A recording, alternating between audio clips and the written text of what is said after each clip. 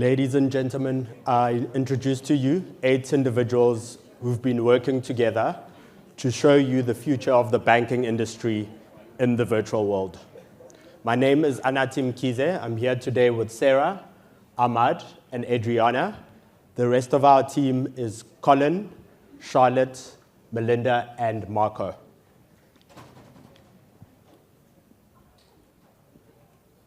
You may be asking yourself, what is this metaverse? Well, if you've ever used Snapchat or played Pokemon Go with your kids, you've already interacted with some form of the metaverse. The metaverse phrase itself was first mentioned in a book called Snow Crash in 1992. The book describes an immersive virtual world filled with millions of people.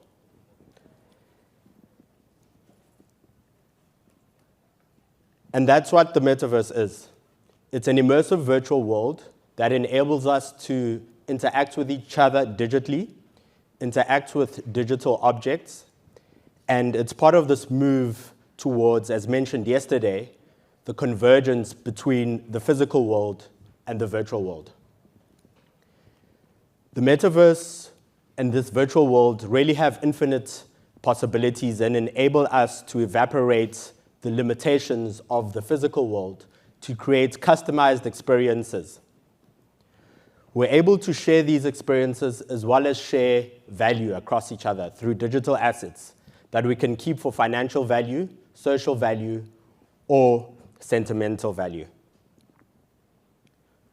So we've been tasked to assess whether there's a future for the banking industry in the metaverse, whether this is all hype or whether it's actually the hope for our digital future. So we kicked off by looking at the different aspects of the metaverse.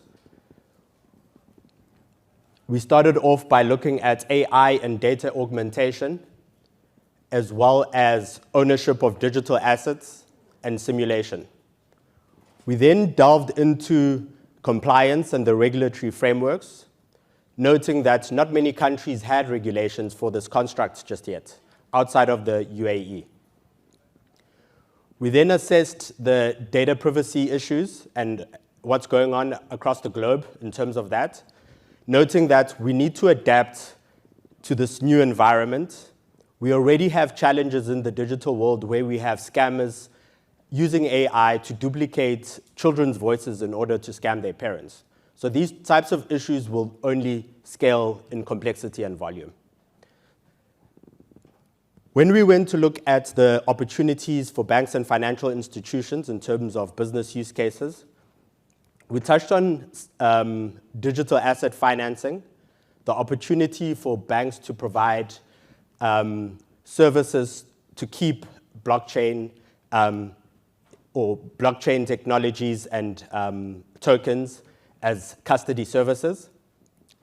We also looked at the potential for financial institutions to be exchanges for either cryptocurrency, stablecoin, or central bank digital currencies. Finally, we looked at onboarding, how banks can onboard themselves into the metaverse, and maybe more importantly, how do banks safely enable their clients to onboard into the metaverse, making sure that there's easier KYC processes that enable them to get there. Before I move on to the surveys, I'd also like to recognize our mentor, Farid, as well as our sponsor, Eddie, who have really been brilliant. So our contribution to this space is expert interviews and an 11-question survey that we sent to our friends, family, peers, and future leaders. And what we discovered with over 200 participants is there was limited interaction with the metaverse, with only 16% of our participants actually entering the metaverse. And of that 16%, the majority of them were millennials. Now, we think over time this will increase just with more consumers being comfortable with the metaverse, and then there's also multiple metaverses and options to enter into. So on the screen is our most probing questions from our survey. And we're going to see 2 themes here. The first is the lack of understanding and education of the metaverse, and the second is data privacy concerns. Specifically for this audience, I want to point your attention to the second graphic on the slide. So 93% of our participants said that they would bank with a bank whether or not that bank could transact in the metaverse. So for us as bankers, it's really good news. We're not going to lose our clients today because we're not in the metaverse. And with that, there's also still some concerns with consumers in the metaverse. So on this slide is direct quotes from our participants in the survey. And you'll see on there they have still concerns that the metaverse is too risky. And we continue to see this theme of data privacy concerns. So where does that leave us now? When we talk about the hope and we talk about the hype, we have to look at it from both the bank's perspective and the consumer perspective. So the hope for the banks is being able to digitize currency and push digital wallets. And what that will do is also offer us the opportunity to create new financial products. And then we also will have an opportunity to push our KYC standards as it relates to onboarding into the metaverse. And that can create a seamless process for onboarding for both banks and consumers. On the consumer side, we have enhanced social interaction, new entertainment, and increased access to goods. So what's the hype with the metaverse? Digital currency and blockchain is new forms of technology that just are not widely adopted yet. We also need to figure out how we're going to manage the volatility of having several currencies, specifically because they're difficult to harmonize. The regulatory space is not fully fleshed out yet, and many banks, most banks, are not going to want to enter the metaverse until the regulatory body has given them some guidance around it.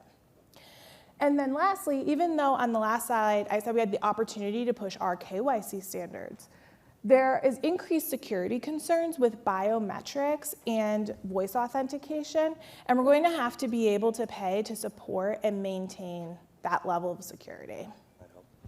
And then for the consumer side, the hype is the experience for consumers in the metaverse isn't as great as the expectation. Again, we see the theme of data privacy concern. And then lastly, the hype around being able to make a living in the metaverse. So how do you get into the metaverse? Thank you, Anati. Thank you, Sarah. So after looking into the pros and cons that the metaverse can offer for the banking industry as a whole, you're probably wondering, how can we enter the metaverse? The answer to that is quite easy. Consumers can enter the metaverse by looking and focusing on the main pillars, the 3 pillars that are shown on the screen there. The first one, you need to prepare yourself for entering the metaverse. How can you prepare yourself to enter the metaverse? You need to buy and acquire the necessary gadgets to enter the metaverse. It can be as simple as having your own PC or a laptop and a secure internet connection. Or if you want to have a more immersive experience, you can bring the Oculus, the goggles, that would give you a more immersive experience. After that, you can choose one of the platforms that offer the experience, the metaverse experience, with Decentraland and Sandbox being the most common out of the options that are shown below there on the screen. You have to connect yourself to a digital wallet. Connecting yourself to a digital wallet would enable you to be able to transact on the metaverse. Transacting with the metaverse can make you buy, sell digital assets, as well as buy tickets for events on the metaverse. You can even customize your own avatar and enjoy your experience. Our team is excited to share with you that we have already took our first step into entering the metaverse. We have created our own NFT. By NFT, we mean non-fungible token, which is a unique digital asset that enables, replicates ownership on the blockchain. This is our NFT. It shows our team. It is actively traded on OpenSea for a value of 1 Ethereum, which is equivalent as of today for $1,900. $1,900, yes. This is our blockchain token ID and certificate of authenticity. We have also purchased our own land on the metaverse that is actually a few blocks away from this hotel here in San Francisco. By investing in digital assets and buying lands, minting our own NFT, we aim to place ourselves at the forefront of the new digital frontier. We aim to explore all what the metaverse can offer for us as individuals and for the banking industry as a whole. Who knows? Maybe one day we will be able to attend this BAFT meeting on the metaverse. We already have the venue now, and we're happy. We're happy to rent that out. What do you think about that, Todd?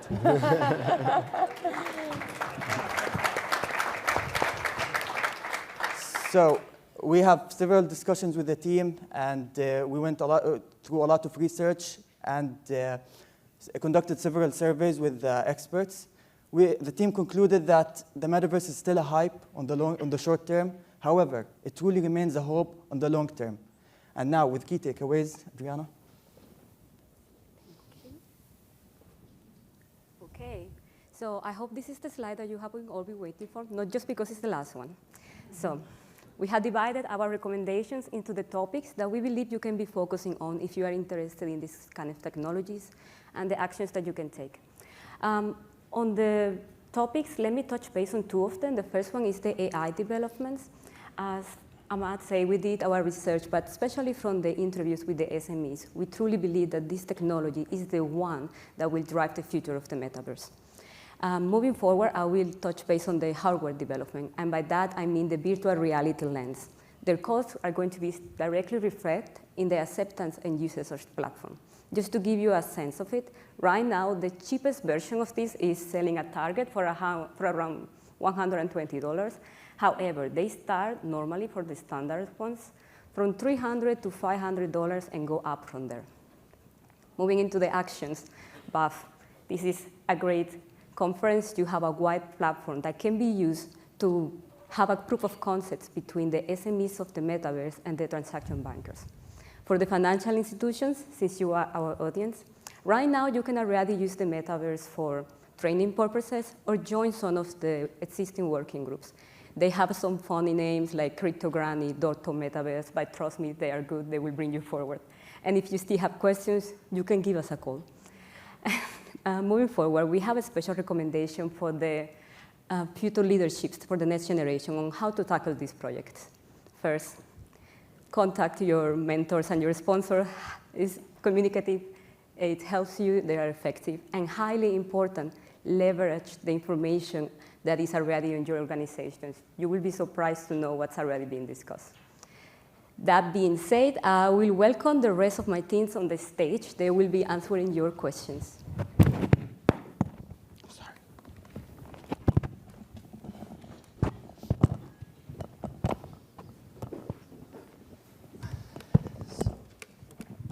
Hi, everyone. I'll be taking the first question.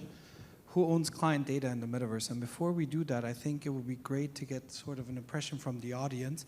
Who has already been in the metaverse or had some contact with the metaverse? Please, hands up. How many of you have felt safe doing this? So we only have some Pokemon Go players here. Before just going into this question and answering who owns client data in the metaverse, because it depends on which metaverse you're using, I'd like to recap on some of the presentations that have been done before, yesterday and today, where we talk about data as important, client experience, customer experience. And during our journey throughout this BAFT project, we have found out that data ownership is the main topic in the metaverse that needs to be discussed. We need to figure out how to make clients safe, not just giving their name, but giving biometrical data.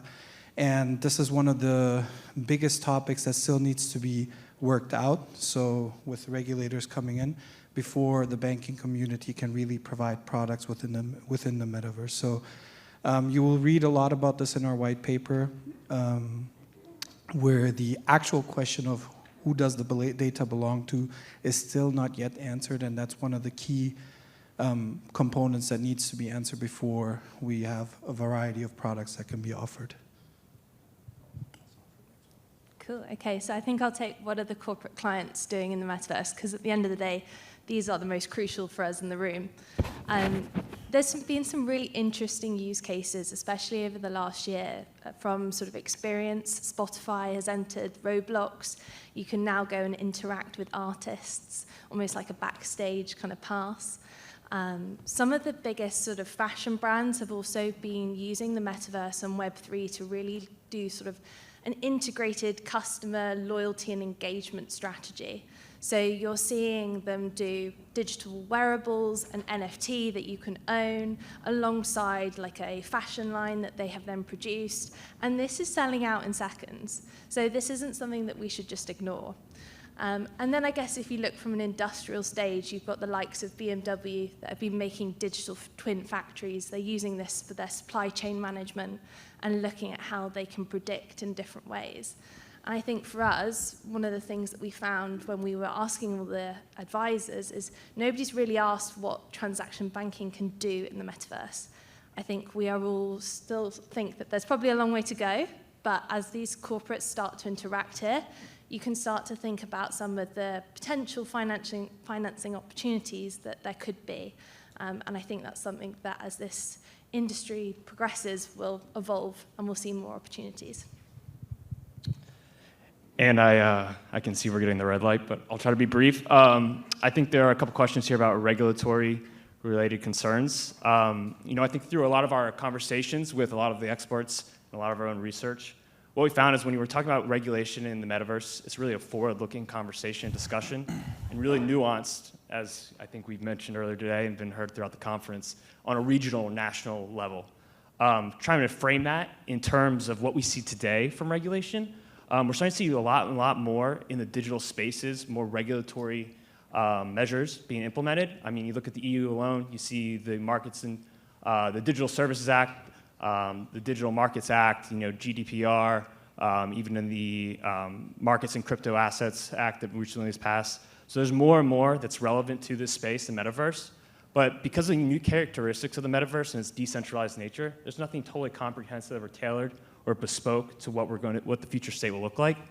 A lot of national supervisors are implementing committees, jurisdiction departments, and other initiatives to address that as they have to fill in some gaps eventually, and then assess what is needed in the future state. Some of the main focus points there are digital authentication, identity authentication, data and privacy, digital assets, as well as kind of consumer protections. So very early in the metaverse kind of life cycle, so I'm sure there'll be a lot more to come on the regulatory front. Thanks. I saw a question on virtual reality and banking. What's interesting with the banking world is it's not exactly the most warm and fun industry. However, with the help of virtual reality, already we're seeing some banks, they've already taken it from the training side, getting their employees to have simulations so they can practice talking with clients before they talk to a real life client.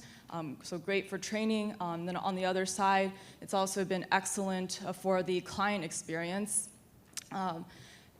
Clients, they have the opportunity to feel like they're in an actual branch with the VR goggles. So definitely a lot of very exciting things happening in the metaverse with the banking world. All right, thank you guys. Thank you. Thank you very much.